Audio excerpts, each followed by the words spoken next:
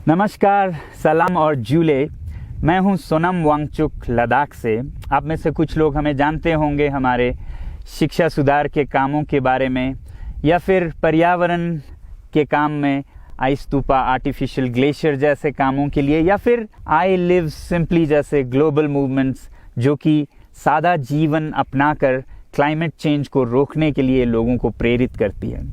मगर दोस्तों, आज मैं इन चीज़ों के बारे में नहीं बल्कि आप लोगों को एक बहुत ही ज़रूरी संदेश देने के लिए आया हूं, जो कि चीन और भारत के बीच अभी जो टकराव और तनाव की स्थिति बनी है, इसके बारे में आपकी क्या जिम्मेदारी है।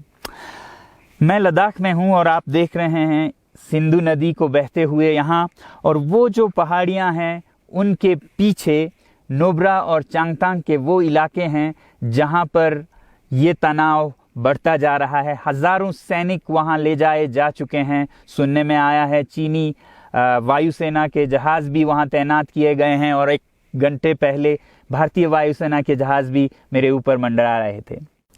सामान्यतः जब सीमा पर तनाव होता है तो हम आप जैसे नागरिक ये सोचकर सो जाते हैं रात को कि सैनिक इसका जवाब दे देंगे।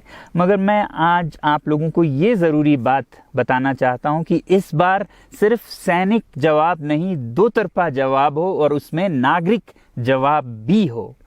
तो आप जैसे नागरिक दिल्ली, मुंबई और बेंगलोर और अनेक शहरों से क्या कर सकते हैं इसमें, ये समझने के लिए पहले हमें समझनी होगी चीन की ये हरकत और वो ऐसा क्यों कर रहा है। आपने देखा होगा कि ये सिर्फ भारत के साथ नहीं हो रहा है, बल्कि पिछले कई हफ्तों से चीन ये दक्षिण चीनी सागर में वियतनाम, ताइवान और अब हांगकांग के साथ भी छेड़खानी कर रहा है। और मेरा ये विश्लेषण है कि वो ये सब किसी देश के साथ दुश्मनी के वजह से ज़्यादा अपने अंदर की समस्याओं को सुलझाने के लिए कर रहा है। आज चीन को सबसे बड़ा डर है तो अपने जनता से डर है। उनकी 140 करोड़ की आबादी, जो कि एक बंधुआ मजदूर की तरह बिना मानवाधिकारों के चीनी तानाशाह सरकार के लिए काम करते हैं और उसे धनी बनाते हैं। जब वो नाराज़ हो जाए तो फिर एक क्रांति की सी परिस्थिति बन पड़ती है, और इससे चीन बहुत डरता है। आज कोरोना के प्रकोप के बाद चीन में फैक्ट्रियां बंद हैं, एक्सपोर्ट्स बंद हैं और बेरोजगारी 20% तक बढ़ चुकी है। लोग बहुत नाराज़ हैं, क्रांति हो सकती है, तख्ता पलट हो सकता है। इसीलिए चीन पड़ोसियों से दुश्मनी करके अपनी जनता को अपने साथ जोड़ने में लगा हुआ है, और ये पहली बार नहीं कर रहा है। 1962 में जब भारत के साथ जंग की तो वो जंग भी उसने अपने जनता को संभालने के लिए की थी। तब 4 साल का अकाल और भूखमरी हुई थी, और इससे ध्यान हटाने के लिए ये जंग की थी।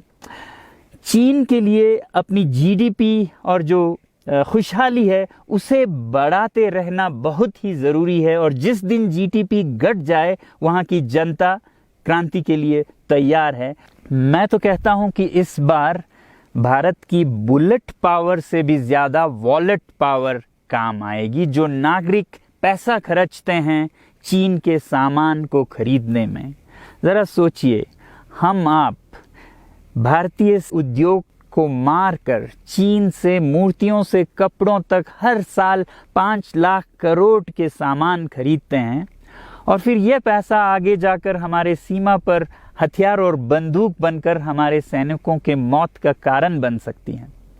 तो इसलिए अगर हमारे देश के 130 करोड़ लोग और 3 करोड़ जो भारतीय बाहर के देशों में हैं, सब मिलकर भारत में और बल्कि दुनिया भर में एक boycott made in China movement या अभियान शुरू करते हैं, तो आज दुनिया भर में चीन के प्रति रोष है। हो सकता है कि सारी दुनिया साथ आए और इतने बड़े स्तर पर चीनी व्यापार का बॉयकॉट हो कि चीन को जिसका सबसे बड़ा डर था वही हो, यानी कि उसकी अर्थव्यवस्था डगमगाए और उसकी जनता रोष में आए, विरोध और तख्ता पलट। और अगर हम ऐसा नहीं करते हैं तो कितनी बदनसीबी की बात होगी भारत के लिए, ज़रा सोचिए।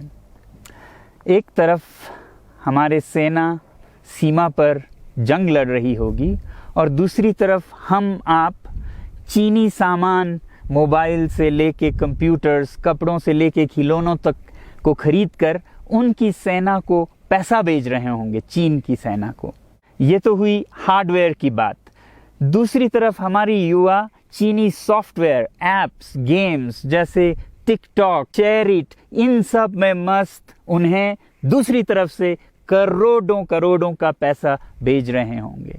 तो इसलिए बहुत ज़रूरी है कि हम एक नागरिक जवाब ज़रूर दें और इसे एक अभियान बनाएं, ग्लोबल मूवमेंट की तरह। ये बॉयकॉट मेड इन चाइना का जो अभियान है वो भारत के लिए भी एक वरदान साबित होगी। जैसा कि हमारे प्रधानमंत्री ने एक विजन हमें दिया था स्वावलंबन का, सेल्फ रिलायंस, वो तब हो सकता है जब हमारे अपने उद्योग फलें फूलें। और जब हम बॉयकॉट करते हैं इन सामान का तो अपने देश के उद्योग का, उत्पाद का हम प्रयोग करेंगे और उससे मजदूरों को रोजगारी मिलेगी और सारा देश खुशहाल होगा। बजट होगा कि हम और अच्छी तरह से टक्कर ले सकें सीमा पर भी। तो इसके लिए मैं आप लोगों से अपील करता हूं कि जहां तक ऐप्स और सॉफ्टवेयर की बात है तो हमारे युवाओं को एक हफ्ते में उन्हें अनइंस्टॉल करना चाहिए। Boycott made in China, software in a week and hardware in a year. क्योंकि साजो सामान के लिए वक्त लगेगा हमारे अपने देश से और बाहर से विकल्प निकलने तक, तो उसे हम 1 साल के अंदर कर सकते हैं। तो ये हम न सिर्फ अपना प्रतिज्ञा करें बल्कि 100 और लोगों को इसके बारे में समझाएं, शेयर करें सोशल मीडिया पर, और हमारी जो मीडिया है वो जनता तक, देश के कोने कोने तक पहुंचाए। और जैसे ही इसका असर दिखने लगेगा, इंटरनेट से ऐप्स लाखों में, करोड़ों में अनइंस्टॉल होंगे, तो चीन को संदेश साफ जाएगा और यही एक तरीका उसे मेज़ पर पहुंचा सकती है जहां पर कि बातचीत हो शांति की। तो जाते जाते मैं ये बता दूं कि मैं क्या करने जा रहा हूं। इस फ़ोन पर जो भी चीनी ऐप्स हैं उन्हें तो मैं 1 हफ्ते में हटा रहा हूं, बल्कि ये फ़ोन जो कि चीन में बना है इसे भी मैं 1 हफ्ते में अपनी ज़िंदगी से अलग कर रहा हूं। और 1 साल के अंदर हर वो चीज़ जिस पे मेड इन चाइना लिखा है उसे ज़िंदगी से निकालने जा रहा हूं। हमें चीन से, चीनी लोगों से कोई समस्या नहीं है, चीनी सरकार और उनकी रवैयों से समस्या है। जब तक चीन में परिवर्तन ना हो हमें ऐसा करना होगा। और आप लोगों से मैं अपील करता हूं कि आप अपने शहर में, अपने मोहल्ले में ऐसे इवेंट्स करें जहां लोग प्रतिज्ञाएं करें कि चीनी सामान का बहिष्कार करें जब तक चीन में परिवर्तन ना हो। और मैं सालों से कहता रहा हूं कि 21वीं सदी में देश के लिए जान देने की नहीं बल्कि ज़िंदगी देने की ज़रूरत है।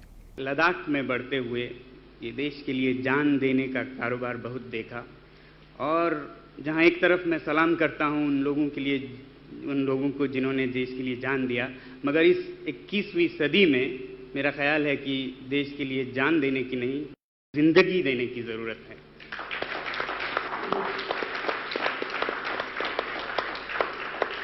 तो आप भी निभाइएगा अपना रोल। जय हिंद।